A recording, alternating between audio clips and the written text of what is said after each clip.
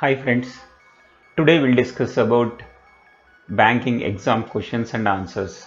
If you are preparing for any bank exam, it may be PO or clerical exam, please watch my videos and subscribe for latest videos also. So first question is, what is meant by repo rate? Rate at which commercial banks borrow money by selling their securities to Reserve Bank of India. So banks will get money from RBI. The rate which RBI charge to commercial banks is repo rate. So explanation is, to maintain liquidity in case of shortage of funds or due to some statutory measures, it is one of the main tool of RBI to keep inflation under control. Second question, who is the chairperson of the committee set up by RBI to finalize the modalities of implementing an electronic GORO payment system India? Answer is Sri G. Padmanabhan, Executive Director, RBI. Feasibility of implementation of GIRO payment system. GIRO means General Interbank Recurring Order. These payments are include your monthly DTH bills, gas, electricity, telephone and water bills. Question number 3. The immediate payment service was launched in which month and year? Immediate payment service means IMPS was launched in November 2010.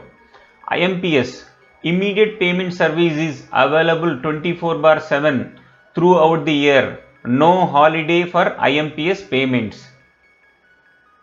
Question number 4. The maximum transaction cap for single transaction through IMPS. So, for a single transaction, maximum transaction amount is 2 lakhs. IMPS transactions allowed 24/7, no holiday. Question number 5. Mandatory detail required for immediate payment IMPS transaction to be processed. So what are the mandatory fields required? MMID, mobile money identifier. So normally if you transfer money from one account to another account, you need IFSC code, customer account number, customer name. But when you are doing IMPS, transfer fund to beneficiary account using mobile number and 7 digits MMID of beneficiary. So it can be transferred. Question number 6. Minimum transaction amount for RTGS. Answer is 2 lakhs. Real-time gross settlement transaction minimum transaction amount is 2 lakhs. Question number 7.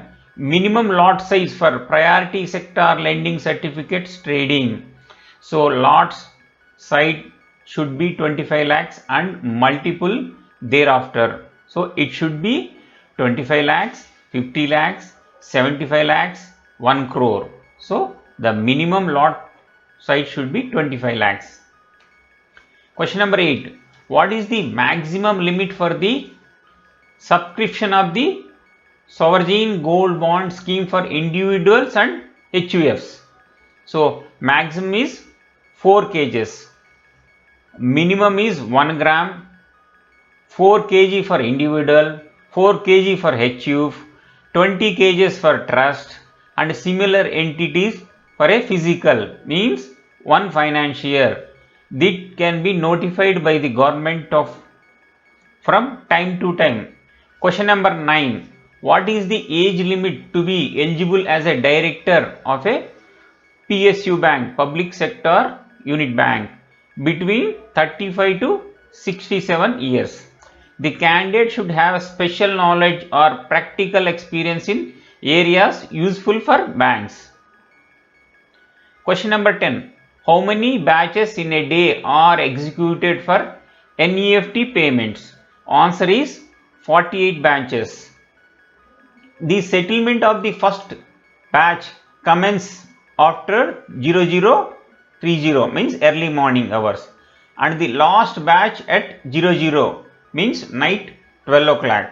So every 30 minutes one batch. So we have 24 hours into 2, it is 48 batches. Question number 11. When was COVID-19 regulatory package issued by RBI? Answer is as per circular number BC 47/21/448 2019-2020 dated March 27, 2020. This circular was issued. Explanation is relaxing repayment pressure for customers applicable to all commercial bank, primary, urban, cooperative banks, staff cooperative banks, district central cooperative banks, financial institutions, non-banking financial companies also. Question number 12. What is the definition of a micro enterprise as per MSME Act? Turnover is less than 5 crores, then it will be called micro enterprise.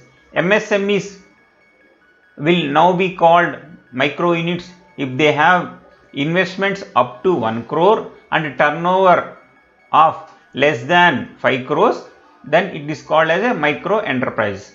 So micro, small and medium enterprise. MSME means micro, small and medium enterprise. Question number 13. What is priority sector lending target for small financial banks? So 75% of adjusted net bank credit should be given to the priority sector lending. Priority sector lending includes loans to agriculture, micro enterprises and weaker sections. Question number 14. Type of payments allowed through Bharat bill payment system.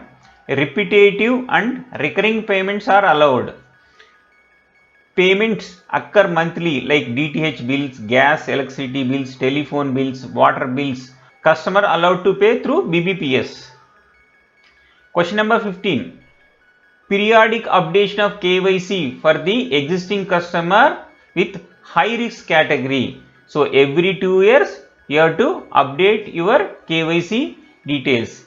Periodic updation shall be carried out at least once in every 2 years for high risk customers, once in every 8 years for medium risk customers, and once in every 10 years for low risk customers from the date of opening of the account or last KYC updated. Question number 16. Which committee is related to the surplus transfer of reserves between RBI and the government? Answer. Bimal Jalan Committee. The Bimal Jalan Committee on Economic Capital Framework met on 17 July 2019 for the final time to decide on transferring of surplus reserves to the government. RBI had the total surplus cash reserves of rupees 9.43 lakh crores as on 30th June 2018. Question number 17. Number of days for a year to be considered for FCNR deposit. Answer is 360 days. The interest on the deposits accepted under the scheme should be paid on the basis of 360 days to a year. So FCNR deposits means foreign currency non-resident deposits. Question number 18. Which is the first foreign bank to launch operations in IFSC Gift City, Gujarat? This answer is Standard Chartered Bank. The Gujarat International Finance Tech City, Gift City, is as a hub to bring offshore financial transactions. Question number 19. Who is considered as a person of Indian origin, PIO? Who is a person resident outside India as mentioned which Act? Citizenship Act 1955. A person of Indian origin is a person resident outside India who is a citizen of any country other than Bangladesh or Pakistan or such other country as may be specified by the central government. Question number 20. What is the prescribed limit for bank loan sanction to education under priority sector? Up to 1 million means 10 lakhs. Loan to individual for educational purpose including vocational courses up to rupees 1 million irrespective of the sanction amount are eligible for classification under priority sector. Question number 21. Permitted currency of acceptable currencies for FCNRB deposits. Answer is US dollar, pound sterling, euro, Japanese yen, Canadian and Australian dollars.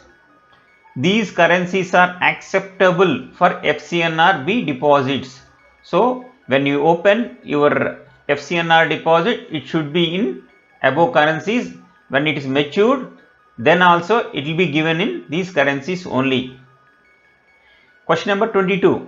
Which year the foreign currency non-resident FCNRB scheme was introduced with effect? Answer is May 15, 1993. To replace the prevailing FCNRA scheme introduced in 1975. So, FCNRB is introduced in 1993. Question number 23. Who is the chairperson of the committee set up by the RBI to review the regulatory guidelines and supervisory framework of core investment companies? It's called CIC. Tapan Ray. Suggest changes to the current approach of the Reserve Bank of India towards registration of CIC. Question number 24. Which of the following is allowed to benefit of alternative composition scheme? Turnover of less than 50 lakhs. Turnover of less than 50 lakhs in the previous financial year is eligible for under ALS. Question number 25. What is the maximum tenure of a PSU bank director? 6 years. An elected director shall hold office for 3 years and shall be eligible for re-election, provided that no such director shall hold office for a period exceeding 6 years, whether served continuously or intermittently. Thank you friends. If you like my video, please subscribe and share with your friends also.